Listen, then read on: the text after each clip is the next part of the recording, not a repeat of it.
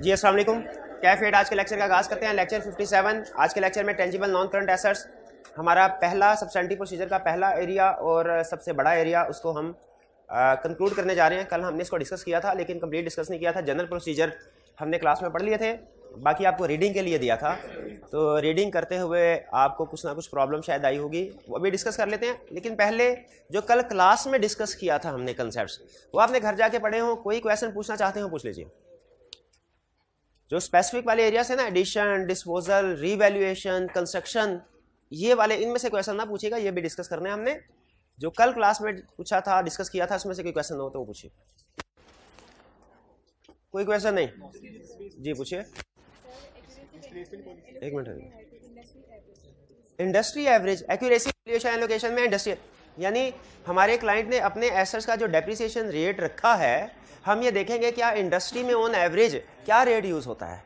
अगर वो इंडस्ट्री से सिग्निफिकेंटली डिफरेंट है तो क्लाइंट से हम उसकी रीजन पूछेंगे। ठीक है, कोई ना कोई वैलिड रीजन है तो ठीक है, अगर वैलिड रीजन नहीं है तो वो मिस स्टेटमेंट है। क्या कोई वैलिड रीजन हो सकती है? हमारी इंडस्ट्री ने एक ऐसा 10% पे रिकॉर्ड किया है, हमारे क्लाइंट ने 5% पे, क्या कोई रीजन हो सकती है? वैलिड रीजन हो सकती है। हो सकता है क्लाइंट रिपेयर एंड मेंटेनेंस अच्छी करता हो सकता है क्लाइंट की रिप्लेसमेंट पॉलिसी ये हो कि 10 के बजाय उसने 5 साल के बाद ही उसको सेल कर देना है। और अगर 10% की बजाय 20% क्लाइंट ने रेट लगाया, इंडस्ट्री का 10%, क्या इसकी कोई रीजनेबल जस्टिफिकेशन हो सकती है? हो सकता है ज्यादा इस्तेमाल हो रहा हो। ठीक है, तो जब कभी क्लाइंट की पॉलिसीज या एस्टिमेट्स इंडस्ट्री के साथ कंपेयर जरूर करनी है हमने कि इंडस्ट्री में क्या चल रहा है, क्लाइंट क्या चल कर रहा है। लेकिन अगर डिफरेंट हो तो फौरी तौर पे आपने इस कंक्लूजन पे नहीं पहुंचना कि मिस स्टेटमेंट है। हमेशा पहले क्लाइंट से जस्टिफिकेशन लेते हैं। सम टाइम वो जस्टिफिकेशन रीजनेबल होती है, सम टाइम जस्टिफिकेशन रीजनेबल नहीं होती। अगर रीजनेबल नहीं है तो फिर वो मिस स्टेटमेंट होगी। क्लियर जी? और क्वेश्चन? ये डेप्रिसिएशन में था ना, डेप्रिसिएशन में था कंपेयर करें इंडस्ट्री एवरेज के साथ। जी किसकी? रिप्लेसमेंट पॉलिसी का मतलब सिर्फ ये है कि आपने देखना है क्लाइंट ने कितने साल के बाद एसेट्स को चेंज कर देना है। ठीक है, जितने सालों के बाद चेंज कर देना है, डेप्रिसिएशन कैलकुलेट करते हुए उतने ही साल यूज करने हैं। ये है रिप्लेसमेंट पॉलिसी का मतलब। और क्या क्वेश्चन जी?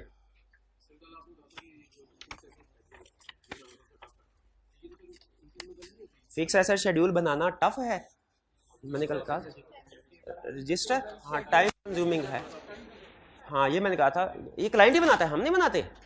ऑडिटर फिक्स एसेट रजिस्टर कभी नहीं बनाएगा, ना फिक्स एसेट रजिस्टर बनाएगा ना फिक्स एसेट शेड्यूल बनाएगा।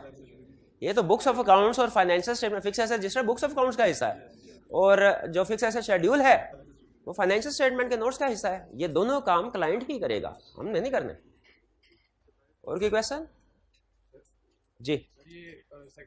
कल लेक्चर में था जीपी रेशियो का जो आपने बताया था, ये कंपेयर करते हैं लास्ट ईयर से, ये कंप्लीटनेस और अक्रस किसका है? ये कौन सा? जीपी रेशियो कंप्लीटनेस और अक्रस को कैसे वेरीफाई करते हैं? देखिए एक चीज हमेशा ध्यान में रखें, जब आप पिछले साल की किसी भी चीज को इस साल के साथ कंपेयर करेंगे ना, तो या तो आपको पता चलेगा कि इस साल वाली चीज कम है या ज्यादा है, यही पता चलेगा ना।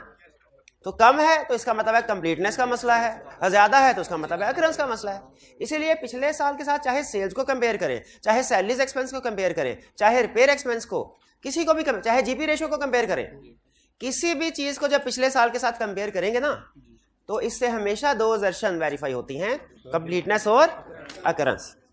ठीक है, ये चीज ध्यान में रखिएगा।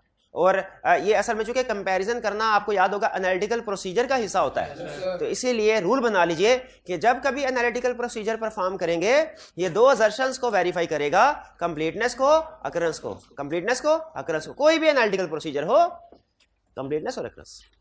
क्लियर होगा मेरे भाई? और कोई question? Sale deed sale agreement को कहते हैं जी। बरो डेप्रिसिएशन का पॉइंट नंबर 6 कौन सा है? Perform physical verification to check condition. अब आपको याद है हमने एक शायद केस स्टडी की थी जिसमें उसने कहा था फिक्स एसेट्स को आग लग गई है और उसका 30% ऑपरेटिंग कैपेसिटी कम हो गई है। इस तरह की कोई केस स्टडी की थी शायद हमने। ठीक है, तो जब हम एसेट्स की फिजिकल कंडीशंस देखते हैं ना, तो अगर कोई एसेट जला हो, खराब हो, डैमेज हो, तो फिजिकल वेरिफिकेशन से वो हमें पता चल जाता है, जिससे हम फिर कहते हैं भाई इसका इंपेयरमेंट लॉस होगा। जैसे कल मैंने आपको एग्जांपल दी थी कि क्लाइंट की इन्वेंट्री थी, ठीक है, वो हेड ऑफिस में बैठ के हमें नहीं पता चल रहा था कि क्लाइंट की इन्वेंट्री इतनी ज्यादा क्यों है। जब फिजिकल इंस्पेक्शन की तो फिर पता चला कि आधी इन्वेंट्री तो पुरानी है जो जली हुई है। तो फिजिकल इंस्पेक्शन करने से अगर कोई इन्वेंट्री या फिक्स एसेट या कोई और एसेट अगर उसकी कंडीशन डैमेज है, किसी भी रीजन की वजह से हो सकती है, तो फिर उसके इम्पेयरमेंट या एनआरवी पे राइट डाउन करना पड़ेगा, इसीलिए फिजिकल इंस्पेक्शन से पता चलता। क्लियर जी मेरे भाई? और कोई क्वेश्चन? डेप्रिसिएशन में असर्शन क्लासिफ ऑफ ट्रांजैक्शन, देखिए हम वेरिफिकेशन कर रहे हैं असल में फिक्स एसेट्स की, तो आपको पता है डबल एंट्री काउंटिंग सिस्टम है। डबल एंट्री काउंटिंग सिस्टम में तो हर ट्रांजैक्शन किसी ना किसी दूसरे काउंट को भी इफेक्ट करेगी, ठीक है। अब जैसे बात ऐसे होता है कि बाज़ का डेटर्स का जब आप सब्सटेंटिव प्रोसीजर पढ़ेंगे ना, ऑडिट प्रोसीजर, उसमें लिखा होगा सेल इनवॉइसेस को चेक करो, तो आप कहेंगे सर सेल्स को वेरीफाई कर रहे हैं, ये तो क्लासेस ऑफ ट्रांजैक्शन का एरिया आ गया, इस पे तो वो ट्रांजैक्शन लगनी चाहिए, वो वाली एक्सेप्शन लगनी चाहिए।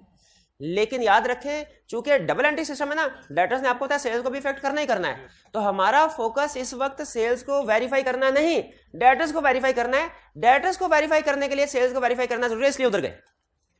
हम सारे साल की सेल्स को नहीं चेक कर रहे होते, सिर्फ आखिरी महीने की जिनकी वजह से डेटा क्रिएट हुआ है उसको चेक कर रहे होते हैं। तो वो तो आप किसी भी ट्रांजैक्शन को ले लेंगे ना, तो परचेज को ले ले, उसमें दूसरा इफेक्ट क्रेडिटर्स में जा रहा है, क्रेडिट परचेजेस का अकाउंट बैलेंस हो जाएगा। आपने देखना है मेन एरिया हम कौन सा वेरीफाई कर रहे हैं, असर्शन उस एरिया की लगेगी। दरमियान में चाहे डबल एंट्री की वजह से कोई और एरिया भी इन्वॉल्व हो रहा है, उसको चेक जरूर कर लेंगे, लेकिन असर्शन किसकी लगेंगी? वो मेन एरिया जो है परचेजेस को वेरीफाई कर रहे हैं, कौन सी असर्शन लगाएंगे? क्लास ऑफ ट्रांजैक्शन की, अकाउंट बैलेंस की, क्लास ऑफ। लेकिन ये क्रेडिटर्स को भी तो इफेक्ट कर रहा होगा। हाँ, क्रेडिटर्स को हो सकता है हमारे किसी प्रोसीजर में क्रेडिटर की वेरिफिकेशन भी आ जाए कोई थोड़े, लेकिन याद रखें वो बेसिकली एरिया परचेजेस का ही रहेगा, वो सिर्फ उसका जितना उसका इफेक्ट क्रेडिटर्स की वजह से आ रहा है उसको चेक कर रहे होंगे। क्लियर हो गया? इसी तरह फिक्स एसेट को वेरीफाई करते हुए डेफिनेटली डेप्रिसिएशन को भी तो चेक करना है, और डेप्रिसिएशन है क्लास ऑफ, लेकिन मेन असर्शंस कौन सी हमारे एरिया पे अप्लाई करनी है? अकाउंट बैलेंस की। और कोई क्वेश्चन? यहाँ पे एक स्टूडेंट ने क्वेश्चन पूछा था, गेन या लॉस ऑन डिस्पोजल से डेप्रिसिएशन कैसे वेरीफाई होती है, क्या बता सकते हैं? हाँ, गेन या अगर आपकी डेप्रिसिएशन परफेक्ट हो ना, तो जब भी एसेट को डिस्पोज करेंगे आपकी बुक वैल्यू बराबर आएगी, और गेन या लॉस नहीं आएगा। तो जब कभी गेन या लॉस आ जाए सिग्निफिकेंट डिस्पोजल पे, समझ लें डेप्रिसिएशन में प्रॉब्लम है, रिस्क या डेप्रिसिएशन है। तो क्वेश्चन में जब कभी किसी भी क्वेश्चन में रिस्क असेसमेंट का टॉपिक आएगा, उसमें एक लाइन में लिखेगा कि फिक्स एसेट डिस्पोज किए हैं और उस पर बड़ा गेन हुआ है, तो आप कहेंगे ये तो अच्छी बात है, गेन हुआ अच्छी बात है, लेकिन इसमें भी रिस्क है। क्या रिस्क है? डेप्रिसिएशन सही रिकॉर्ड नहीं हो रही। ठीक है जी। और कोई क्वेश्चन? अच्छा, यहाँ पे स्टडी टिप एक स्टूडेंट ने कहा सर वो स्टडी टिप एक्सप्लेन कर दे लर्निंग ऑब्जेक्टिव 2 में सेशन के नीचे। तो एग्जाम में देखिए सिलेबस हमने कंप्लीट पढ़ना है, चाहे वो एग्जामिनर नॉर्मली उसको टेस्ट कर रहा है या नहीं कर रहा, पढ़ना हमने कंप्लीट है।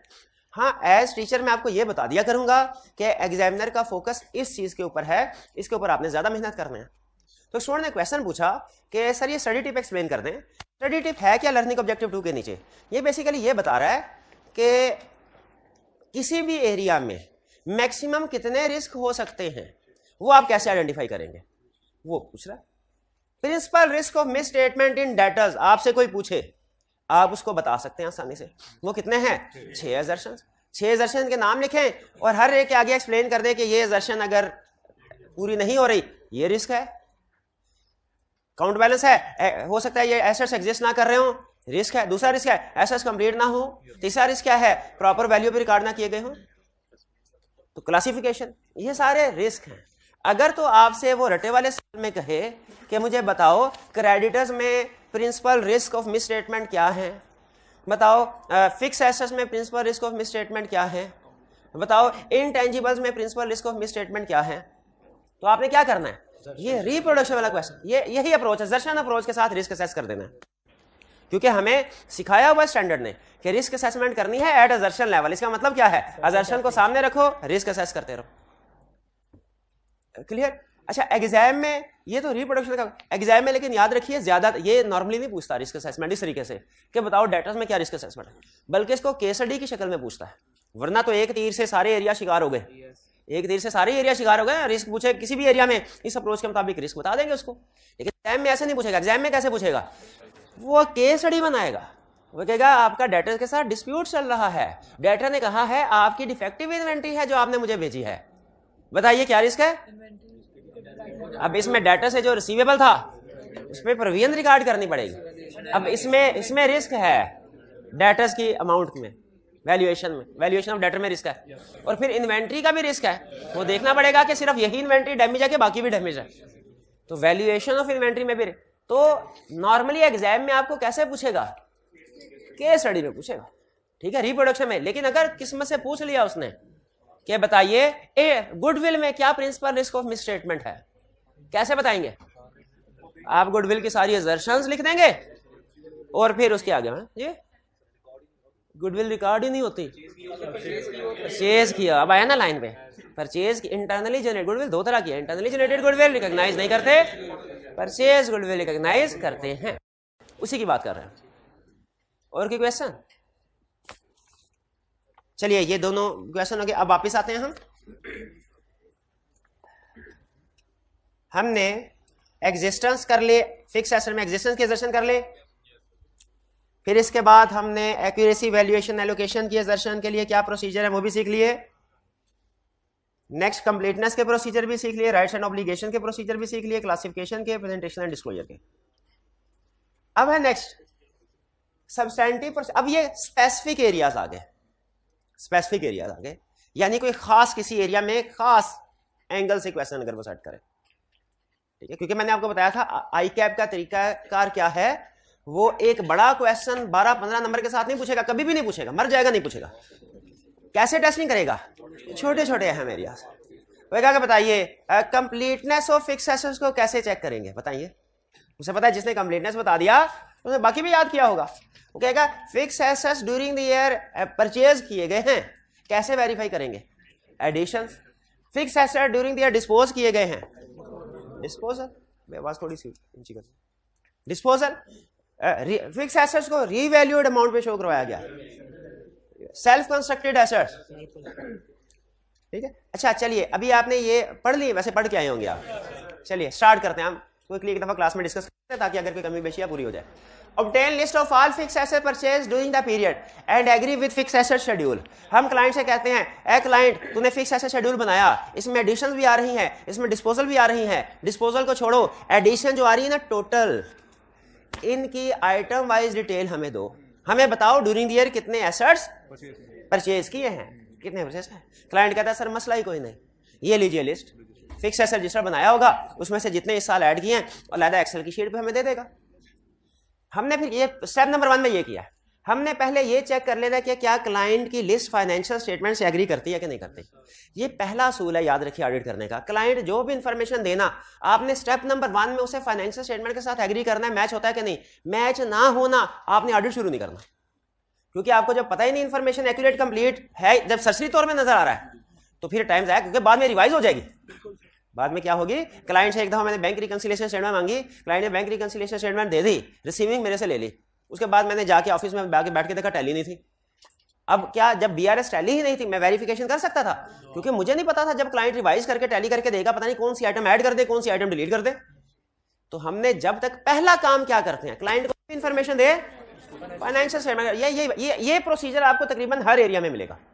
किसी भी डेटर्स के केस में कहेगा क्लाइंट से सारे डेटर्स की लिस्ट लो, कितने डेटर्स है और मैच करो बैलेंस शीट के साथ। क्रेडिटर्स में लिखा होगा क्रेडिटर्स की लिस्ट लो, मैच करो बैलेंस शीट के साथ। बैंक में लिखा होगा बैंक अकाउंट की लिस्ट लो, प्रैक्टिस में बहुत से बैंक अकाउंट्स होते हैं क्लाइंट के, लिस्ट लो, फाइनेंशियल स्टेटमेंट के साथ एग्री करो।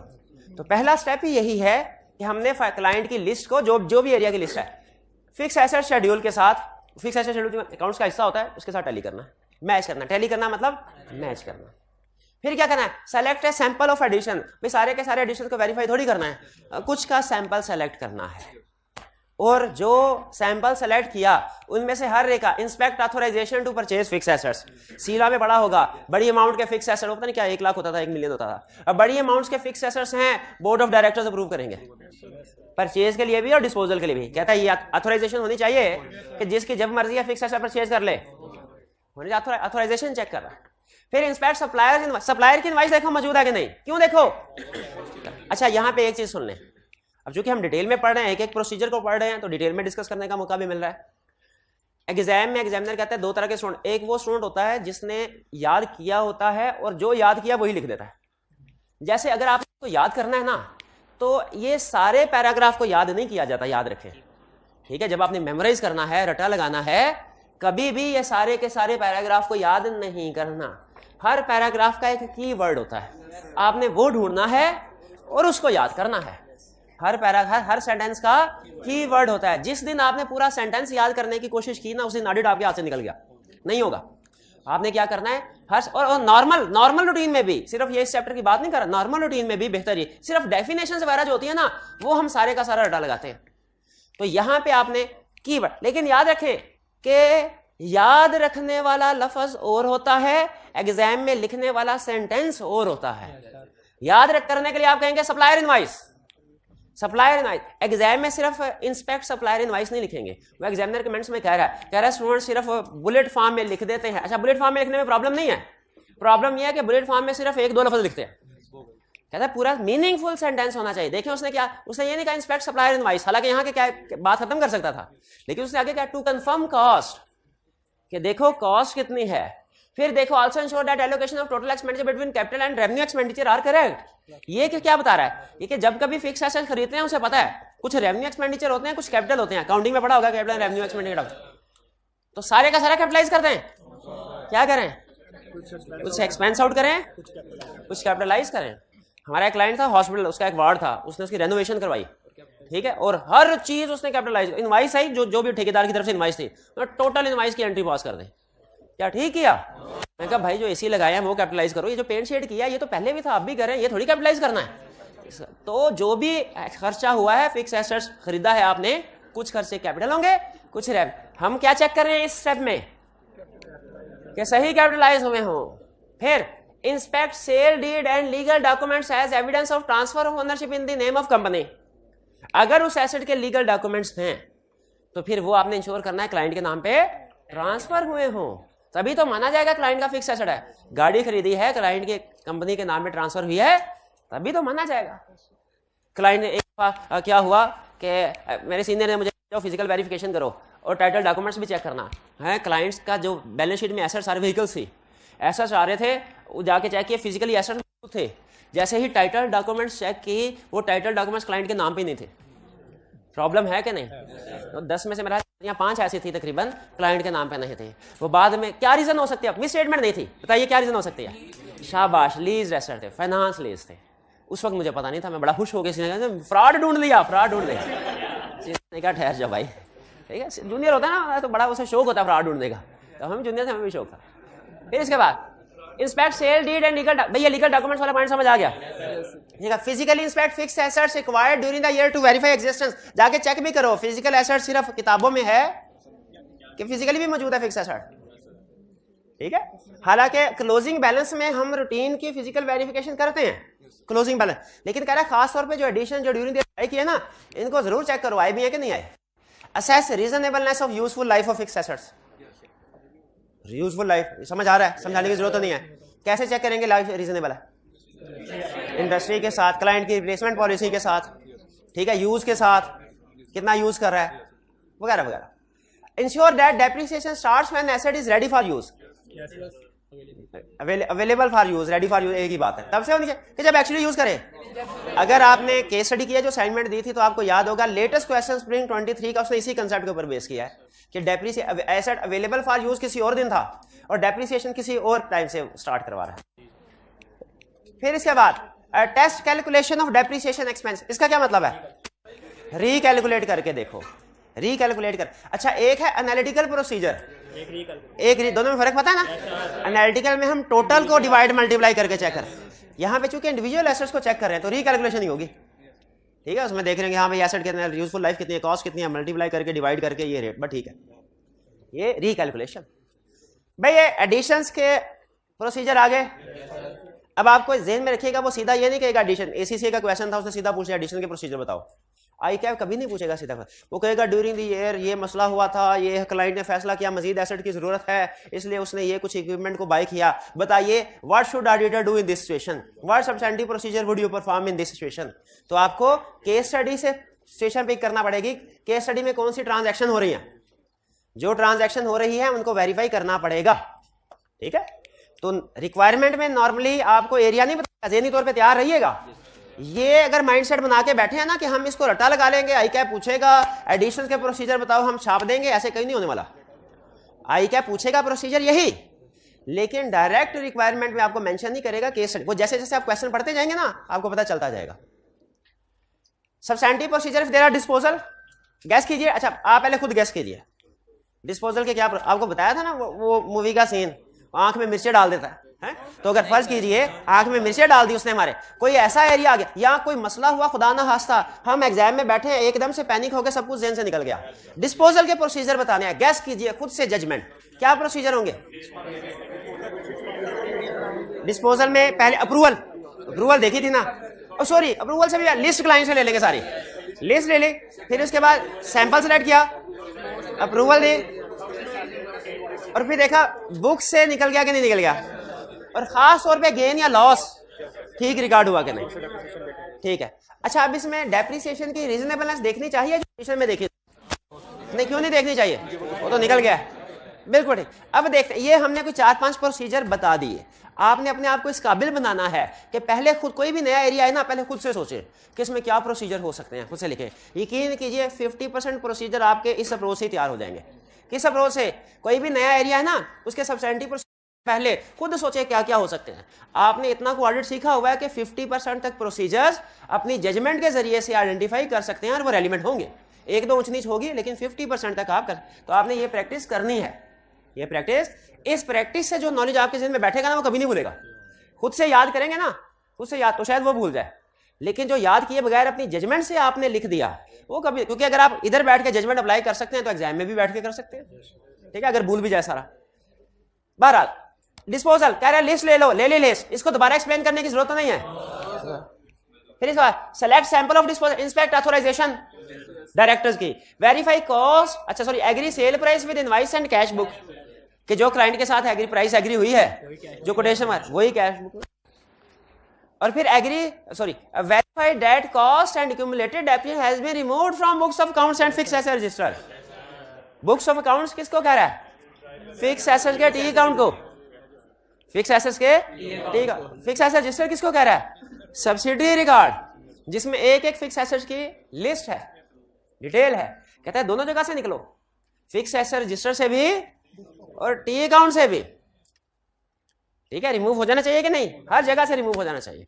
नेक्स्ट, रिकैलकुलेट प्रॉफिट और loss recognized on disposal of fix assets, कि देखो सही कैलकुलेट किया कि नहीं। खास तौर पे इसमें वो जो आप गलती अक्सर करते हैं वो जरूर चेक करनी है, क्या जब डिस्पोजल ऑफ फिक्स एसेट होता है तो उस पर क्यूमुलेटेड डेप्रिसिएशन की कैलकुलेशन, ठीक है, और उसमें आप करंट ईयर की कैलकुलेशन रिकॉर्ड करना भूल जाते थे, जब मैं स्टूडेंट था भूल जाया करता था, ठीक है, तो हमने खास तौर पे डिस्पोजल में चेक करना है कैलकुलेशन ठीक है। और discuss with management possibility of unrecorded disposal of fix assets, management से पूछो क्या कोई ऐसा फिक्स एसेट हो सकता है जो डिस्पोज हो गया हो, आपको पता ही ना चला हो, रिकॉर्ड ही नहीं किया, वो चुपके एम्प्लॉइज ने बेच दिया हो। मैंने कहा हाँ एक हीटर था, गर्मियों में चूंकि हमने स्टोर में रखा हुआ था तो वो बेच दिया उन्होंने, मैंने कहा चलो वो भी रिकॉर्ड कर लो, पता चल ही गया। तो पॉसिबिलिटी ऑफ अनरिकॉर्डेड, पूछना है क्लाइंट से सर क्या ऐसा पॉसिबल है कि कोई ऐसा डिस्पोज हो गया हो, सेल हो गया वो आपको पता ना चला हो। नॉर्मली इसका जवाब क्लाइंट यही देगा सर ऐसा कोई एसेट नहीं, लेकिन फिर भी पूछने में क्या हर्ज है, पूछने में क्या हर्ज है।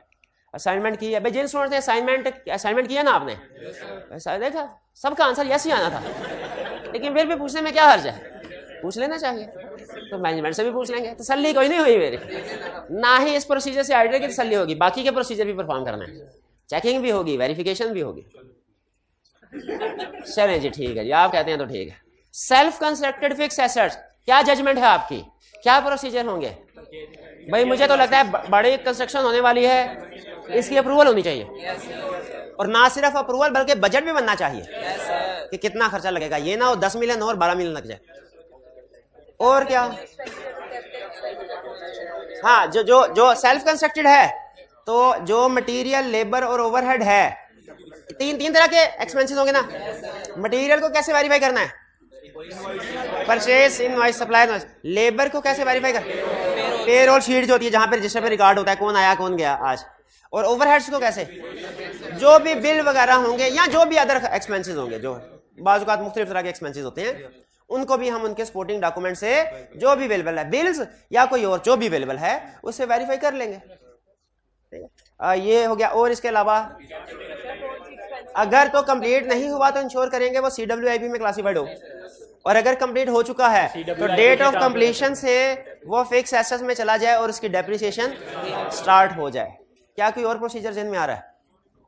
नहीं चलेगा, हाँ यूजफुल, हाँ सेल्फ बिल्कुल यूजफुल लाइफ एस्टिमेट करेंगे, डेप्रिसिएशन को रिकैलकुलेट करके देखेंगे कि क्या एस्टिमेट्स रीजनेबल है, ये भूल गया मैं, ठीक है। इसकी भाई एक तरह से न्यू एडिशन है ना, तो इसकी डेप्रिसिएशन भी चेक करनी है।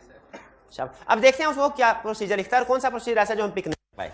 पहला ही प्रोसीजर हमारे जेन में नहीं आया कि जब आपने डेवलपमेंट करनी है तो आपको पता है नक्शा अप्रूव कराना पड़ता है एलडीए से, तो देखो नक्शा अप्रूव हुआ कि नहीं, वरना एलडीए वाले क्या करेंगे, बिल्डिंग को डिस्पोज कर देंगे, वो अप्रूवल होती है। वो कलमा चौक भी आपने देखा, पुरानी बात है, 10-12 एक हॉस्पिटल, क्या नाम है इसका, मसूद हॉस्पिटल है शायद, कलमा चौक पे देखा आपने, ये एक पहले इसकी एक मंजिल उन्होंने शायद, मुझे एग्जैक्टली याद नहीं, शायद 4 मंजिला का नक्शा अप्रूव कराया था और 5 मंजिला उन्होंने कंस्ट्रक्शन कर ली बिल्डिंग। कोर्ट ने ऑर्डर दिया, उन्होंने कहा पर बिल्डिंग उड़ा दो। अब वो जो उड़ाने आते हैं ना, वो कोई ध्यान नहीं रखते किस 5 ही मंजिल उड़े, बाकी चौथी तीसरी सही रहे, इस तरीके उनको दोबारा तकरीबन सारा कंस्ट्रक्ट करवाना पड़ा।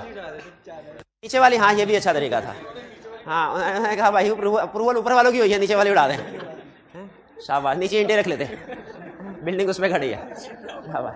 तो नक्शा, तो ये सबसे, ये तो बहुत अहम चीज है, लीगल रिक्वायरमेंट है, इसकी वायलेशन होगी तो ये तो क्वालिटेटिवली मटेरियल हो जाएगी, चाहे नक्शा अप्रूव कराने में चंद हजार लगते हो, चंद लाख लगते हो, अरबों का प्रोजेक्ट है, लेकिन ये चूंकि लीगल रिक्वायरमेंट है, इसको जरूर, ये अच्छी थी। अच्छा, physical inspect the construction to confirm that asset has been build, अब ये फिजिकल, ये तो वही कह रहा है कि फिजिकल इंस्पेक्शन करो। अच्छा, कंप्लीट एसेट हो जाएगा तब इंस्पेक्शन करेंगे कि वर्किंग CWIP या फिर भी कर सकते हैं, दोनों कर सकते हैं, अभी पता चलता किधर पैसे लग रहे हैं। फिजिकल वेरिफिकेशन हमने लिखा था, ये भी भूल गए थे। फिर select a sample of cost capitalised, जो कॉस्ट कैपिटलाइज किया उसका सैंपल सेलेक्ट करो। और आपको पता है जब कभी कंस्ट्रक्शन होती है 3 तरह की कॉस्ट होती है, मटेरियल, लेबर। हमने बता दिया उसे मटेरियल को कैसे वेरीफाई करेंगे, हमने बता दिया लेबर को कैसे वेरीफाई करेंगे, हमने बता दिया ओवरहेड को कैसे वेरीफाई करेंगे। फिर कह रहा है discuss with management policy of capitalization of expenditure on self constructed fixed asset. Policy क्या है कैपिटलाइजेशन की, भाई पॉलिसी क्या होनी है, जो कैपिटल एक्सपेंडिचर है वो कैपिटलाइज करना है और जो रेवेन्यू है एक्सपेंस आउट। लेकिन बाज औकात ये पॉलिसी का मतलब ये नहीं, आपको तो समझाने याद करवाने के लिए कहा है, सम टाइम प्रैक्टिस में कोई अमाउंट डिसाइड कर ली होती है मैनेजमेंट ने, डिपेंडिंग ऑन मटेरियलिटी लेवल, कि इससे नीचे की अमाउंट जो भी होगी ना हम उसको एक्सपेंस आउट करेंगे, चाहे वो फिक्स एसेट क्यों ना हो। होता ना, जैसे इसकी क्लासिक एग्जांपल बुक में पढ़ी, मैंने जिस बुक में पढ़ी उसने 2 एग्जांपल्स दी। उसने कहा एक डस्टबिन है और एक घड़ी है वॉल क्लॉक, ये दोनों देखो, डस्टबिन कितने का 150-200 का, घड़ी कितने की 250-300 की 4, लेकिन ये साल चलती हैं, लेकिन आपको किसी जगह पे ये फिक्स एसेट में नजर नहीं आएंगी। पॉलिसी है कि एक सर्टेन अमाउंट, जैसे 5000 से नीचे की जो भी एक्स खर्चा होगा उसे, ये है कैपिटलाइजेशन पॉलिसी बोलते हैं इसे। तो डिस्कस मैनेजमेंट से पूछे सर कैपिटलाइजेशन पॉलिसी क्या है, कहीं ऐसा तो नहीं कि उससे कैपिटलाइजेशन पॉलिसी से नीचे वाली अमाउंट को कैपिटलाइज कर रहे हो। फिर review the list of expenditure capitalized to ensure that revenue expense, हाँ बिल्कुल, यहां पे हम मैनेजमेंट से पॉलिसी डिस्कस कर रहे हैं, यहां पे देख रहे हैं उस पॉलिसी के मुताबिक रेवेन्यू और कैपिटल अलग-अलग रिकॉर्ड हुए कि नहीं। Compare budgeted cost with actual cost and investigate significant differences. अच्छा, अब अकाउंटिंग का क्वेश्चन, मुझे कुछ अकाउंटिंग के कंसेप्ट जो हमारे जमाने में प्रॉब्लम करते थे ना, मुझे वो कुछ बस याद है। क्या CWI, हाँ पुराने CWIP में इंपेयरमेंट लॉस रिकॉग्नाइज हो सकता है? अच्छा हो सकता है, आपको पता है? शाबाश, मुझे काफी प्रॉब्लम हुई थी। बिल्कुल हो सकता है। कैसे हो सकता है? जब उसका फायदा देखिए, एसेट को कंस्ट्रक्ट करते हैं ना, उसका एक बेनिफिट होता है, उसकी कॉस्ट होती है। जब उसका CW कंस्ट्रक्ट करते करते उसकी रेट्स अचानक बढ़ जाए तो उसका कॉस्ट बढ़ गई और बेनिफिट उसका उतना ही है, तो फिर क्या होगा? इंपेयर्ड हो जाएगा, इंपेयरमेंट लॉस रिकॉर्ड करना पड़ेगा। ठीक है जी। तो वो कह रहा है वो, अच्छा ये कैसे पता चलेगा हमें कि कॉस्ट बढ़ गए? हाँ, हम क्या करते थे प्रैक्टिस में, हाँ बजट होता था और एक्चुअल एक्सपेंडिचर होता था। अब जैसे आपने मुझे बताना है, आपके सामने मैं इंफॉर्मेशन रख रहा हूं, आपने मुझे बताना है किस केस में एसेट इंपेयर हुआ, इंपेयरमेंट लॉस रिकॉर्ड होगा, किसमें नहीं होगा। ये है जी बजट, ये है एक्चुअल एक्सपेंडिचर जो लगा है इसके ऊपर, और ये है स्टेज ऑफ कंप्लीशन। कोई इंजीनियर होता है वो हमें बताता है कि फिक्स एसेट बिल्डिंग कितनी कंस्ट्रक्ट हो गई है, हमें तो पता नहीं चलेगा ना जब तक फाइनल नहीं होगी, इंजीनियर बताता है। पहला केस A, दूसरा केस B। बजट है 200 का, दोनों में एक्चुअल एक्सपेंडिचर है 120 इधर 120 इधर, ठीक है। इधर स्टेज ऑफ कंप्लीशन उसने कहा है 60% है और इधर स्टेज ऑफ कंप्लीशन इसने कहा है 40%। बताइए किस में इंपेयरमेंट लॉस? बी में। क्योंकि इसका मतलब अगर इनिशियल हमारा असेसमेंट था 200 लगेगा, 120 लग के 40% हुआ है, इसका मतलब है ये 300 मिलियन पे जाएगा। तो 300 मिलियन इसका बेनिफिट तो इतना होना नहीं है, तो फिर इसका हो सकता है इम्पेयरमेंट लॉस रिकॉर्ड करना पड़ेगा। तो अब आपको दो चीजें समझ आ गई कि क्यों हम बजट को सामने रखते हैं सेल्फ कंस्ट्रक्टेड फिक्स एसेट में, और क्यों हम किसी इंजीनियर से स्टेज ऑफ कंप्लीशन का सर्टिफिकेट लेते हैं कि कितने से, किस लिए, ताकि पता चल सके इम्पेयरमेंट तो नहीं हो गया एसेट बनते बनते। ठीक है, कैसे पता चलेगा? जब हमारे पास बजट भी होगा और हमारे पास एक्सपर्ट का सर्टिफिकेट भी होगा। स्टेज ऑफ कंप्लीशन का मतलब क्या होता है? कितने % कंप्लीट हुआ है। आपने की काउंटिंग में ऐसा स्टैंडर्ड पढ़ा जिसमें वो कौन सा टॉपिक था? Revenue from construction contract. हाँ, हमारे जमाने IAS 19 होता था ये कि कंस्ट्रक्शन कॉन्ट्रैक्ट बड़ा है ना, कॉन्ट्रैक्ट कंस्ट्रक्ट कर रहे हैं, कोई बिल्डिंग है, कोई पुल है, ठीक है, डैम है, साल तो रेवेन्यू कैसे रिकॉर्ड करना है वो बता। तो इंजीनियर का सर्टिफिकेट होता था उस परसेंटेज के लिहाज से क्या करते थे, और फिर वो प्रैक्टिस में इंजीनियर को मिलाना पड़ता साथ, भाई जरा ज्यादा सर्टिफिकेट दे दे ताकि इनकम हमें जल्दी मिल जाए। बहरहाल कंपेयर बजट विद कॉस्ट हो गया। Experts assessment of stage of completion, ये समझ आ गई होगी आपको, ये दोनों इकट्ठे हैं, बजट और expert assessment. Ensure that depreciation starts when asset become available, explain करने की जरूरत तो नहीं, पहले हो चुका है। और review non current asset disclosure in the financial statement to ensure they are as per disclosure requirements. कौन सा स्टैंडर्ड है फिक्स एसेट का? 16। और इंटेंजिबल्स का कौन सा है? 38। शाबाश, अगर याद हो तो IAS नंबर लिख दें, नहीं याद तो वही अप्रोच जो मैंने लगाई, क्या IFRS लिख दें, क्या जरूरत है टेंशन में पड़ने की। हाँ, वेरी इंपॉर्टेंट, जब क्लाइंट ने अपने एसेट्स की रीवैल्यूएशन, अच्छा जब क्लाइंट ने एसेट की रीवैल्यूएशन करवाई हुई है, आप क्या चीजें देखना पसंद करेंगे उसमें? सबसे अहम एक्सपर्ट की रीवैल्यूएशन रिपोर्ट। फिर अच्छा एक चीज देखिए, जब कभी रीवैल्यूएशन होगी, ये कंफर्म है किसी ना किसी एक्सपर्ट को हायर किया गया होगा, उसने वैल्यूएशन रिपोर्ट दी होगी। तो जब कभी पूरे ऑडिट में कहीं पे भी किसी एक्सपर्ट को हायर किया जाए ना, आपने दो काम लाजमी करने हैं। नंबर 1 एक्सपर्ट को वैल्यूएट करना है, नंबर 2 उसकी रिपोर्ट की एडिक्वेसी को वैल्यूएट करना है। एक्सपर्ट को भी चेक करना है, उसके वर्क को भी चेक करना है, ठीक है, दोनों चीजें, एक्सपर्ट को भी उसके काम को भी। इसको हम कहते हैं ऊंची दुकान मीठा पकवान, दोनों चीजें होनी चाहिए। इवैल्यूएट एक्सपर्ट का मतलब क्या है? मशहूर होना चाहिए, मार्केट में अच्छी रेपुटेशन होनी चाहिए। Evaluate competence, objectivity of expert, ठीक है, इंडिपेंडेंट हो। और इवैल्यूएट एडिक्वेसी ऑफ वर्क का मतलब क्या है? कि उसका काम भी सही हो, हमारे ऑडिट के मुताबिक हो, जैसा हम ऑडिट में करते हैं, ठीक है, दोनों चीजें चेक करनी है, ठीक है। अच्छा, लेकिन सिर्फ रिपोर्ट चेक कर लेना काफी नहीं है कि सिर्फ एक्सपर्ट को देख लिया, रिपोर्ट को देख लिया, ओके है तो सारा काम खत्म। भाई उसकी रिकॉर्डिंग ठीक हुई है कि नहीं, किसने चेक करना है? उसके डिस्क्लोजर ठीक हुए कि नहीं, ये किसने चेक करना है? वो रिवैल्यूएशन सरप्लस है या वो क्या कहते हैं जो लॉस होता है, वो किसने चेक करना है? अच्छा, मुझे एक और अकाउंटिंग का मसला याद आ गया, बस वैसे याद आ गया, मेमोरीज आपके साथ शेयर कर रहा हूँ कि इम्पेयरमेंट में और रिवैल्यूएशन लॉस में क्या फर्क है? फर्क होता है ना कोई? हाँ, ये मुझे भी नहीं पता, भूल गया, लेकिन उसमें ये प्रॉब्लम होती थी मुझे कि कब इसे रिवैल्यूएशन लॉस में लेके जाए, कब बाहर छोड़ने गोली मारे। अल्लाह का शुक्र है छूट के जानों से पास हो गया बिल्कुल। तो हमने याद रखे 3। अच्छा, अब इसमें एक बड़ा मसला आएगा, एग्जाम में आपको कैसे पता चलेगा कि आपने एक्सपर्ट और उसके वर्क वाली सिर्फ हेडिंग लिखनी है या इनकी भी डिटेल लिखनी है? जब रिवैल्यूएशन होगी ना, ये तो लिखना ही लिखना है। कब सिर्फ इनकी हेडिंग लिखनी है और कब डिटेल भी लिखनी है, ये मार्क्स को देख के डिसाइड किया जाता है। एक और भी इंडिकेशन होती है, एक तो मार्क्स होते हैं इंडिकेशन, एक और भी इंडिकेशन होती है। वो क्या होती है? अगर क्वेश्चन में एक्सपर्ट का नाम बता दे, एक एक्सपर्ट खास तौर पे कह दे एक्सपर्ट था, ये था, उसे वैल्यूएशन रिपोर्ट करवाई, ठीक है, अब बताइए, तो फिर हम जब उसने खास तौर पे एक्सपर्ट का जिक्र कर दिया तो फिर हम था हाँ डिटेल बताएंगे। लेकिन बहरहाल अभी फिलहाल चूंकि हमने वो नहीं पढ़ा, वो चैप्टर 18 बाद में पढ़ेंगे, तो ये लेकिन कंसेप्ट बिल्ड कर रहा हूं। जब कभी रिवैल्यूएशन होगी आपने 3 काम करने हैं। नंबर 1 एक्सपर्ट को वैल्यूएट करना है, नंबर 2 उसके वर्क को, और नंबर 3 उसके वर्क के मुताबिक अकाउंटिंग एंड उसकी रिपोर्ट के मुताबिक अकाउंटिंग एंड डिस्क्लोजर हुआ, ये चेक करना है। अब यहाँ पे हम फोकस कर रहे हैं इंश्योर दैट रीवैल्यू, तीसरे पॉइंट के ऊपर, properly counted for and disclosed. जब क्लाइंट ने अपने एसेट को रिवैल्यू किया होगा, रिवैल्यूएशन रिपोर्ट चाहे ठीक भी है, एक्सपर्ट भी ठीक था, क्या आपको चेक करना चाहिए कि फाइनेंशियल स्टेटमेंट की अमाउंट रिवैल्यूएशन की अमाउंट से मैच करती है?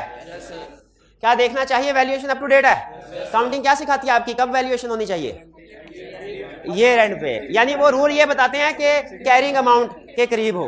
अगर सिग्निफिकेंट चेंज आया है तो प्रैक्टिस में होता था ये 3 साल तक आप एक दफा वैल्यूएशन करवाइए ना, अगर कोई इन्फॉर्मेशन नहीं इंडिकेशन तो 3 साल तक उस रिपोर्ट को चला सकते हैं आप। 3 साल तक दोबारा वैल्यूएशन करने की जरूरत अगर मार्केट में कोई सिग्निफिकेंट नहीं है। ठीक है, इस तरह का प्रैक्टिस में कंसेप्ट पता नहीं इसे स्टैंडर्ड में कहीं भी लिखा है या नहीं लिखा। फिर ensure that entire class has been revalued, देखना है कि नहीं? वो याद है कुछ केस स्टडीज दो थी मेरा ख्याल है, जिसमें क्या किया था उसने? हाँ, तो हमने उसमें की एडेड मैटर दिया था कि एम्फेसिस ऑफ मैटर, की एडेड मैटर दिया था कि एम्फेसिस ऑफ मैटर। उस केस में जिसमें 7 में से 4 प्रॉपर्टी की रीवैल्यूएशन करवाई थी और 3 कह रहा था अभी हो रही है, बाद में होगी, मिस स्टेटमेंट थी, तो की एडेड मैटर इंक्लूड किया था कि एम्फेसिस मैटर को नहीं बोलेगा और अदर मैटर। शाबाश शाबाश, ये हाल है। आगे चलते हैं भाई, मिस स्टेटमेंट थी, अगर इफेक्ट मटेरियल तो परवेसिव, क्वालिफाइड ओपिनियन परवेसिव तो auditor shall also discuss nature of misstatement in and auditor shall also refer to basis for qualified opinion section in key ऑर्डर मैटर सेक्शन। की ऑर्डर matter section में basis for modified opinion को refer करना होता है।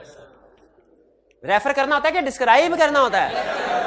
ये अल्फाज ध्यान से लिखिएगा, रेफर कर रहे हैं कि डिस्क्राइब कर रहे हैं? डिस्क्राइब तो उधर ही होगा जो उसका अपना खाना है। Ensure that method used to measure fair value is consistent. Valuation के डिफरेंट मेथड होते हैं, वो आपने अभी नहीं पढ़े, ना पढ़ने की जरूरत है। हमने देखना है कि मेथड कंसिस्टेंट हो।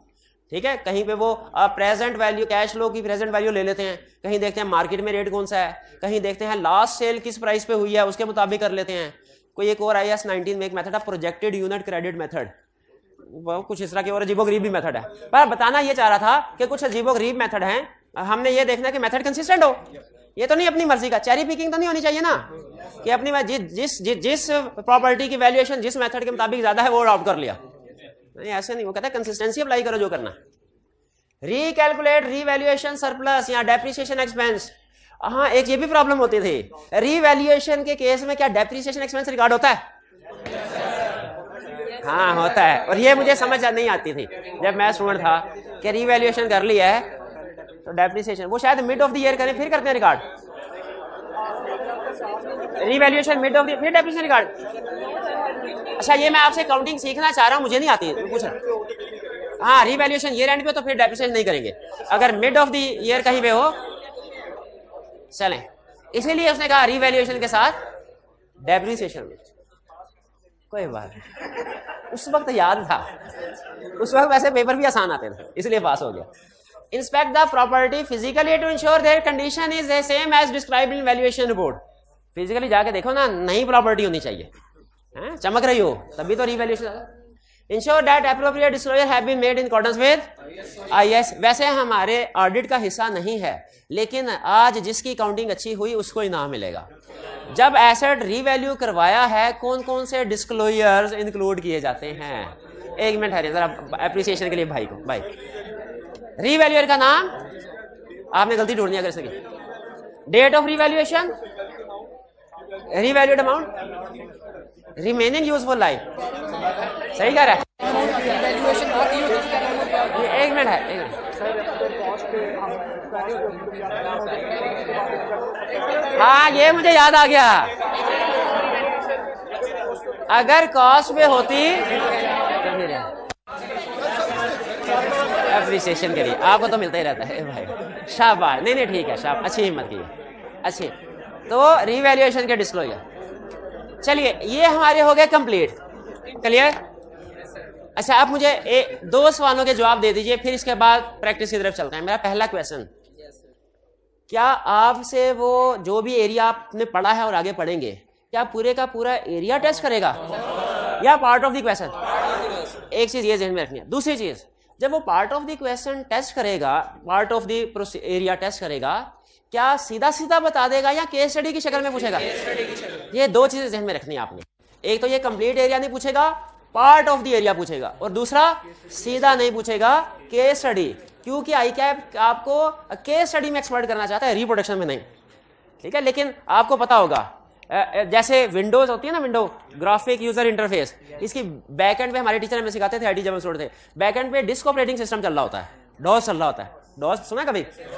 बैकएंड पे डॉस की कमांड चल रही होती है। कमांड कभी होता है ना, वो वायरस आ जाए क्लीन करना, CMD क्लिक करते हैं ना, वो है डिस्क ऑपरेटिंग से बैकएंड पे। उसी तरह हर केस स्टडी की याद रखें, हर केस स्टडी की बैकएंड पे रिप्रोडक्शन के कंसेप्ट्स काम कर रहे होते हैं। कंसेप्ट केस स्टडी अटेम्प्ट करने के लिए भी कुछ ना कुछ याद करेंगे, जहन में होगा, फिर अटेम्प्ट कर सकेंगे। ठीक है जी। तो पूछेगा केस स्टडी स्टाइल में, लेकिन उसके लिए याद करना भी जरूरी है। तो ये आपने साथ साथ याद करना है, कोशिश कर रहे हैं। लेकिन याद करने का असूल क्या बताया आपको? एक असूल आपको फेल कराएगा, एक आपको याद रखवाएगा। हाँ, की पॉइंट असूल क्या? याद करने वाले वर्ड्स और हैं, एग्जाम में लिखने वाले सेंटेंस और है। लिख ले फिर। याद करने वाले, हाँ पेज करना, लेकिन उसमें भी हिकमत समझे, क्योंकि हम उसके ऊपर मेहनत कर रहे हैं। मैं और हमारे जो टीम है साथ है, क्या नाम है उनका? मुनीब भाई नहीं, मुनीब भाई तो नहीं आए हैं, आतिफ फारूक भाई। हाँ, तो हम दिन रात लगे मेहनत कर रहे हैं आपके लिए। उम्मीद है कि कल तक तैयार हो जाएगा। उसमें असल में हम ना थोड़ा उसको रीसेंट पैटर्न के साथ सिंक्रोनाइज करना चाहते हैं, वो कि 3-4 अटेम्प्ट से ना रिवाइज नहीं हुआ हुआ। तो इस दफ़ा हम चाह रहे नहीं, कोई बात है इसमें, बात है इसमें, बात है। ठीक है, तो हम चाह रहे हैं आपको एग्जाम फोकस करके दें। ठीक, लेकिन बहरहाल आपके सामने आप इसमें से कीवर्ड्स आइडेंटिफाई नहीं कर सकते क्या? तो करें, याद करें इसको। ठीक है, आपका आज महाक आज सुना हुआ ना, जो खुद से आप याद करते हैं उस जैसी तो चीज ही कोई नहीं। चलिए अब चलते हैं हम। अब ये क्वेश्चन आ गया जी, और ये इसको अच्छी किस्मत समझे, इसको अच्छी से। कौन सा टाइम खत्म हो गया? किस चीज का टाइम कह रहा है? अच्छा, वो मुझे नहीं कह रहा, वो किसी और को कह रहा हो। ठीक है, briefly state test of detail. ये टेस्ट ऑफ डिटेल्स क्या होते हैं?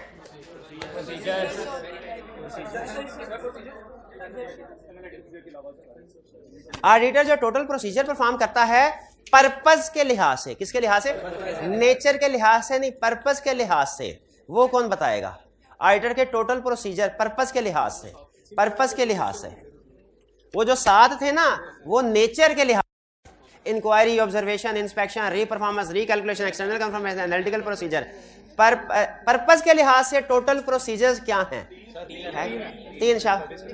Risk assessment procedure. अच्छा, तरतीब, एक मिनट, अरे तरतीब से बताना है, तरतीब गलत तो जवाब गलत, और दूसरा हर प्रोसीजर के साथ पर्पस भी बताना है। पहला जी रिस्क असेसमेंट प्रोसीजर, इनका पर्पस क्या है? इनिशियल रिस्क असेस करना, इनिशियली रिस्क आइडेंटिफाई करना। दूसरा टेस्ट ऑफ कंट्रोल का पर्पस क्या होता है? इंटरनल कंट्रोल को चेक करना स्ट्रांग है कि वीक है।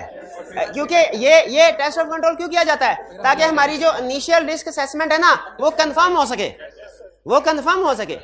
इनिशियल रिस्क असेसमेंट में भी कंट्रोल्स होते हैं ना, वो सिर्फ अंडरस्टैंडिंग के हद तक होते हैं, तो कंफर्म हो सके। चलिए 2 प्रोसीजर बता दिए भाई ने। पहले बताया रिस्क असेसमेंट प्रोसीजर, जिसका मकसद है रिस्क आइडेंटिफाई करना, रिस्क असेस करना इनिशियल स्टेज पे।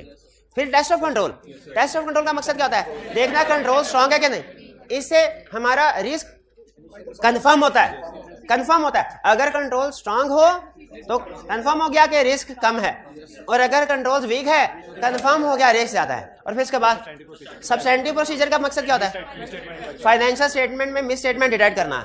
सब्सटेंटिव प्रोसीजर की कितनी टाइप्स हैं? 2 टाइप्स है। कौन सी? टेस्ट ऑफ डिटेल और एनालिटिकल प्रोसीजर।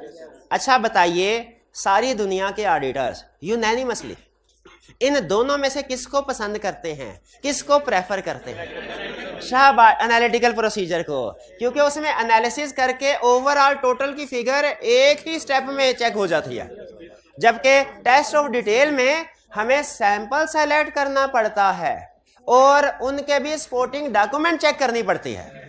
तो एनालिटिकल प्रोसीजर और टेस्ट ऑफ डिटेल में फर्क क्या है? एनालिटिकल प्रोसीजर भी वेरिफिकेशन है, फाइनेंशियल टेस्ट ऑफ डिटेल भी वेरिफिकेशन है फाइनेंशियल स्टेटमेंट के अमाउंट्स की। फर्क क्या है? Analytical procedure is equal to verification of total amount. लिख लीजिए, शाबाश, लिख लीजिए, लिख लीजिए। एनालिटिकल प्रोसीजर क्या है? Verification of total amount. और टेस्ट ऑफ डिटेल्स क्या है? Verification of individual amounts on sample basis and supporting record. जहां पे आपसे कहे सैंपल बेस पे काम किया, जहां पे कहे सपोर्टिंग डॉक्यूमेंट्स को इंस्पेक्ट किया, जो भी बनती है, जैसे गुड सीड नोट गुड, तो समझ लीजिए टेस्ट ऑफ डिटेल है। और जहां पे कहे फाइनेंशियल स्टेटमेंट की एक फिगर को दूसरे के साथ रिलेट किया, जब प्लॉजिबल रिलेशनशिप बना तो फिर एक्सपेक्ट किया, एस्टिमेट किया एक्सपेंस कितना होगा, और देखा क्लाइंट का एक्चुअल उसके मुताबिक है कि नहीं। ये क्या है? Analytical procedure. दोबारा बता दूं, with the help of example बता दूं। क्लाइंट नंबर 1, क्लाइंट नंबर 2, आपने पहचाना है किधर एनालिटिकल प्रोसीजर है, किधर test of detail. Client number 1 के पास गए, हमने कहा सेल्स वेरीफाई करना, उसने कहा करें। हमने कहा सेल्स का अकाउंट तो दिखाओ, उसने टी अकाउंट दिखाया। हमने उसमें से बड़ी बड़ी अमाउंट्स को सेलेक्ट किया और हमने कहा इसके supporting document check, test of detail. दूसरी जगह पे गए, हमने कहा हाँ भाई सेल्स वेरीफाई करने हैं, ठीक है। उसने कहा कीजिए सेल्स वेरीफाई। हमने कहा बताओ एक ही रेट पे अपनी प्रोडक्ट बेचते हो कि डिफरेंट रेट पे? उसने कहा सर फिक्स प्राइस शॉप है। हमने कहा फिक्स प्राइस शॉप है तो बन गया रिलेशनशिप सेल का, क्योंकि हम प्रेडिक्ट कर सकते हैं जितने ज्यादा यूनिट्स बेचोगे उतना सेल्स रेवेन्यू होगा। हमने नंबर ऑफ यूनिट्स सोल्ड को मल्टीप्लाई कर दिया सेल्स रेवेन्यू के साथ। ये क्या है? एनालिटिकल। एक ही स्टेप में हो गया कि नहीं टोटल सेल्स वेरीफाई, डिटेल की जरूरत ही नहीं। इसलिए बोला कि सारे ऑडिटर दुनिया के यूनानिमसली एनालिटिकल पसंद करते हैं, लेकिन अफसोस कि हर एरिया पे एनालिटिकल प्रोसीजर परफॉर्म नहीं हो सकता। सिर्फ उस जगह हो सकता है जहां प्लॉजिबल रिलेशनशिप हो। जहां प्लॉजिबल रिलेशनशिप ना हो वहां पे एनालिटिकल प्रोसीजर परफॉर्म नहीं हो सकता। तो इसीलिए ये टेस्ट ऑफ डिटेल से समझ आएगा। टेस्ट ऑफ डिटेल यानी रिस्क असेसमेंट प्रोसीजर नहीं लिखने, टेस्ट ऑफ कंट्रोल नहीं लिखने, एनालिटिकल प्रोसीजर भी नहीं लिखना। तो हम जो पढ़े ना सारा ये समझे सारा टेस्ट ऑफ डिटेल दिया, इक्का दुक्का जगह पे आता है कोई analytical procedure. For verifying the valuation assertion of tangible non current assets where the company follows revaluation policy. अच्छा अगर यहां पे खत्म कर देता ना सवाल को, यहां पे खत्म, तो मैं कौन से प्रोसीजर लिख, जनरल सारे लिखता, गलत। फिर से पढ़े, वैल्यूएशन असर्शन के सिर्फ लिखता, एग्जिस्टेंस के ना लिखता, कंप्लीटनेस के ना लिखता, राइट्स एंड ऑब्लिगेशन के ना लिखता। किसके लिखता? सिर्फ जो कि डेप्रिसिएशन और इंपेयरमेंट के, क्योंकि उसे यहां तक नहीं बताया हुआ कि रिवैल्यूएशन पॉलिसी अडॉप्ट की है। अब वो तो उसने आगे बताया कि वे कंपनी फॉलो रिवैल्यूएशन पॉलिसी। अब कौन से वाले प्रोसीजर बताने हैं? ये किस्मत अच्छी आपकी, अब नहीं पूछता। ये पुराना 7-8 साल पुराना क्वेश्चन है जिसमें उसने रिप्रोडक्शन का क्वेश्चन पूछ लिया, 6-7 साल पुराना। अब नहीं पूछता, किस्मत अच्छी हो तो शायद पूछ ले। अभी भाई ये क्लियर हो गया, ये इसमें क्या लिखना है, सीधा छापा, ये तो सही छापा, ये रटे वाला सवाल पूछ लिया।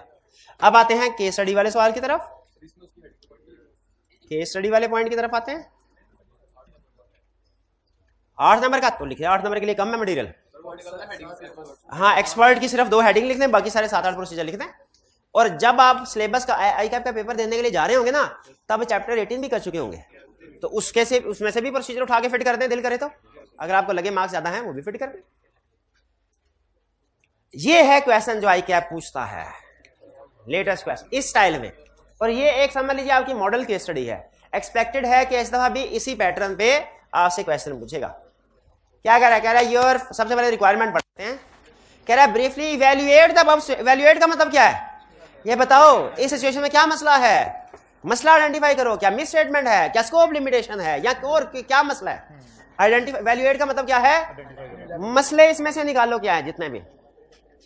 फिर स्टेट एनी 4 की ऑडिट प्रोसीजर विच में be performed by your audit team. और फिर 4 प्रोसीजर, कोई से 4 प्रोसीजर बता दो, कोई से 4 प्रोसीजर बता दो, ठीक है। उसे 2 नंबर मेरे हाल है वैल्यूएशन के रखे होंगे, 4 नंबर रखे होंगे प्रोसीजर के, 2 4 6। फिर कह रहा है discuss the possible impact on audit report. के ये बता दो अगर प्रोसीजर परफॉर्म करने से सारा काम ठीक हो गया, एविडेंस मिल गया, सब कुछ ठीक है, फिर इफेक्ट ऑन रिपोर्ट क्या होगा। और अगर कोई गड़बड़ सामने आती है फिर इफेक्ट, दोनों बताने हैं कि कोई एक बताना है, क्योंकि रिक्वायरमेंट में उसने ये नहीं कहा if management agrees with accounting treatment या if management does not agree with accounting, नहीं लिखा हुआ ना, तो हम दोनों पॉसिबिलिटीज डिस्कस करेंगे। कह रहा है your firm is the external auditor of Paso limited for the year end 31/22। क्या इनिशियल ऑडिट है? इंपैक्ट ऑन बोर्ड पूछा है ना, तो मैं इसलिए पक्का नहीं है इनिशियल ऑडिट, इनिशियल ऑडिट नहीं है, वरना वो पॉइंटेड का वर्ड लिखता है ना। Draft financial statement show profit before tax of 250 million. Profit before tax किस लिए दिया? 5% ऑफ प्रॉफिट, लगा ले मटेरियलिटी अभी 12.5 जेन में रखिएगा। During the audit, it was observed that the management has not provided depreciation on one of its production plant for the month of November and December 22, which has been temporarily shut down due to reduction in demand. ये Suzuki की बात कर रहा है, ये Honda की बात कर रहा है। जैसे आजकल इनके प्लांट अक्सर बंद हो जाते हैं, तो इसका मतलब है हिसाब किताब लगा के जितना अच्छा बंद रहे हैं उसकी डेप्रिसिएशन नहीं आएगी, ऐसे होगा, पक्का आएगी। चलिए, तो ये तो आपने पिक कर लिया कि ये एक मिस स्टेटमेंट। तो पहला इशू डेप्रिसिएशन नॉट रिकॉर्डेड। पहला इशू क्या हुआ, depreciation plan for 2 months was ₹5 million से खुद बता दिया। अगर क्वेश्चन सिर्फ यहीं पे होता, मजीद कोई इशू ना होता, तो इफेक्ट क्या होता, इमटेरियल। हम लाइन क्या लिखते, ओपिनियन में, ओपिनियन में लाइन हाइब्रिड क्लास स्टूडेंट। अगर क्वेश्चन एक ही इशू डेप्रिसिएशन का और उसकी अमाउंट 5 million होती, इंपैक्ट ऑन रिपोर्ट क्या होता, इफेक्ट इमटेरियल है। हाथ उठाए, हाथ पहले, हाथ इनाम देना चाह रहा मैं। इफेक्ट इमटेरियल है तो अनमोडिफाइड ओपिनियन, शाबाश।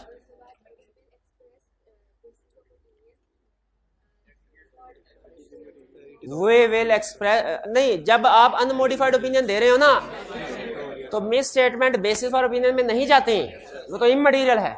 आप बताइए, एक से ज्यादा मिस सिचुएशन में नहीं बताइए, एक से ज्यादा होती तो मैनेजमेंट से बोल लेते। प्रोवाइडेड,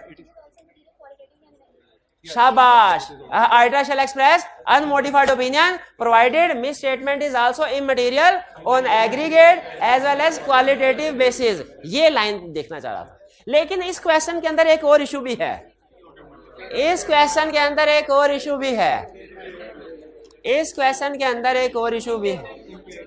इम्पेयरमेंट, हाथ उठाए, हाथ उठाए। इम्पेयरमेंट का इशू है। इम्पेयरमेंट का इशू किस वजह से है, किस लफ्ज से पता चला, और कोई नहीं बोलेगा, वो तो टेम्परेरी शटडाउन का है। रिडक्शन इन डिमांड, पूरा नहीं बता रहे। यहाँ पे लफज ना अब तो आधा तो पूछ लिया ना भाई। जिस सवाल का जवाब सिर्फ एक दो ही ऑप्शन हो, यस या नो, वो तो दूसरे से ही ना पूछना चाहिए, है? वो तो उन्होंने बता दिया, तो इंकसन का इशू नहीं आएगा। इसमें लफज रिडक्शन इन डिमांड है, इसको अंडरलाइन करें। ये आपके दो इशू राइज कर रहा है, एक इम्पेयरमेंट ऑफ फिक्स एसेट, दूसरा एनआरवी ऑफ इन्वेंट्री। तो इसमें एक इशू उसने आपके सामने रखा है और दो इशू छुपा के रखे हैं रिडक्शन इन डिमांड में। तो क्या रिडक्शन इन डिमांड आपको ये मैसेज दे रही है कि एसेट भी इम्पेयर्ड हो गया? अब जो है सुजुकी वाले जो है ये रेंट पे जाके अगर उन्हें फ्यूचर के इकोनॉमिक कंडीशन अच्छी नजर नहीं आती, जो कि डेफिनेटली अच्छी नजर आएंगी उन्हें, जितनी को है उतनी को, तो इम्पेयरमेंट लॉस रिकॉर्ड करेंगे, बिल्कुल करेंगे। और रिडक्शन डिमांड डिक्रीज हुई है एनआरवी इन्वेंट्री को भी। तो इसका मतलब है हमने तीन वैल्यूएशन में तीन इश्यूज बताने हैं, एक डेप्रिसिएशन नॉट रिकॉर्डेड, एक इम्पेयरमेंट, एनआरवी। अच्छा, दूसरा मुझे बताइए, क्या अब ये जजमेंटल क्वेश्चन, क्या डेप्रिसिएशन, अब ये हो गया इश्यूज इवैल्यूएट कर लिया हमने, इवैल्यूएशन में हमने तीन इश्यूज आइडेंटिफाई कर लिए। एग्जाम में ये आपके जहन में नहीं आएगा, एग्जाम में जहन में सिर्फ एक आएगा। तो ये माइंडसेट के साथ आपने केस स्टडी पढ़नी है कि कोई ना कोई हिडन इशू भी है, कोई ना कोई हिडन इशू भी है। ये आई कैप दे रहा है हिडन इशूज। तो ये रिडक्शन डिमांड में हिडन इशू था। सामने कौन से वाला इशू था, हिडन कौन सा था, और किस लफ्ज से हमें पता चला, रिडक्शन इन डिमांड। अच्छा बताइए, क्या डेप्रिसिएशन की वेरिफिकेशन के प्रोसीजर हमें बताने चाहिए? ये जो दूसरा ये कह रहा है स्टेट 4 की ऑडिट प्रोसीजर, डेप्रिसिएशन के प्रोसीजर बताने चाहिए क्या? मेरा ख्याल है नहीं बताने चाहिए। इसकी रीजन यह है कि उसने खुद से उसकी अमाउंट बताया, इसका मतलब वेरीफाई हो चुका है, अमाउंट कैलकुलेट हो चुकी है, डेप्रिसिएशन चेक हो चुकी है, तभी तो अमाउंट सामने आ गई है। तो मेरा यह ख्याल है कि डेप्रिसिएशन के प्रोसीजर बताने की जरूरत नहीं है, लेकिन बता दे कोई एक दो बता दे, गलत भी नहीं है। हाँ, इम्पेयरमेंट के प्रोसीजर बताने की जरूरत है, डेप्रिसिएशन के भी बता सकते हैं, रूल सिंपल रखे, जो भी केस स्टडी में डिस्कस हुआ आपने सब बताना है। डेप्रिसिएशन के भी बता दे, लेकिन इम्पेयरमेंट के ऊपर ज्यादा फोकस करें। और किसके ऊपर? एनआरवी। अब ये इम्पेयरमेंट के तो आपने पढ़ लिए, एनआरवी ऑफ इन्वेंट्री के भी नहीं पढ़े, लेकिन जजमेंट अप्लाई करें। एनआरवी ऑफ इन्वेंट्री कैसे कंफर्म करेंगे? सेल प्राइस देखेंगे क्या है, शाबाश। एजिंग रिपोर्ट देखेंगे, कितना अरसा सेल नहीं। इम्पेयरमेंट के क्या प्रोसीजर होंगे? मैनेजमेंट से कहेंगे इम्पेयरमेंट टेस्टिंग करे, वो cash flow for cost estimate करने होते हैं, याद है? और मैनेजमेंट जब कैश फ्लो फॉर कॉस्ट लेके आएगी, क्या करना है? हमारे सामने रखेगी, हमने रिव्यू करना है। क्या रिव्यू करना है? उसमें एस्टिमेट्स रीजनेबल है कि नहीं, बिल्कुल। तो ये समझ आ गया किस तरीके से क्वेश्चन लिखना है। अब इसके बाद अगर तो ये सारी चीजें मैनेजमेंट ठीक कर देती है, अनमोडिफाइड ओपिनियन, और क्या करेंगे, की ऑडिट मैटर। की ऑडिट मैटर किस वजह से, डेप्रिसिएशन की वजह से नहीं, इंपेयरमेंट की वजह से, एनआरवी ऑफ इन्वेंट्री की वजह से। अगर वो ठीक रिकॉर्ड कर देता, और अगर ठीक रिकॉर्ड नहीं करता तो फिर की ऑडिट मैटर कोई नहीं आना, फिर क्या आएगा, फिर मिस स्टेटमेंट होगी, फिर आगे क्वालिफाइड ओपिनियन होगा या एडवर्स ओपिनियन, आगे आगे आगे धक्का, आगे auditor shall express nature of mistake basis for qualified adverse, आगे आगे इसे आगे इसे आगे। वो की ऑडिट मैटर नहीं आएगा। ये ले किस सिचुएशन में, सिर्फ ये भाई से सवाल पूछ रहा हूं, किस सिचुएशन में की ऑडिट मैटर सेक्शन नहीं आता। ये ले आगे से भी आवाज, आगे पीछे से भी, फिर नहीं बताया मैंने, बस वो भाई के लिए था। शाबाश भाई, ये समझ, ये आपका अहम क्वेश्चन है, इसका स्ट्रक्चर जरूर देखना है। लेटेस्ट क्वेश्चन आ रहा है पिछले ट्रेंड के मुताबिक पूछ रहा है, तो एक इशू सामने होगा, एक इशू हिडन होगा। प्रोसीजर भी पूछे, अब नोट कीजिए, जो कह रहा था ना मिला के पूछ रहा है, मत करके। चैप्टर 10 चैप्टर 4 क्लियर जी। चलिए अच्छा, ये मैनेजमेंट फीडबैक लेना चाह रही है आपसे। अभी आपने 5 मिनट बैठना है, जाना नहीं है। असाइनमेंट आपको दे दी ना आज की, रीड जरूर करना है, रीडिंग असाइनमेंट है। आज का लेक्चर खत्म करते हैं यहाँ पे। अल्लाह हाफिज।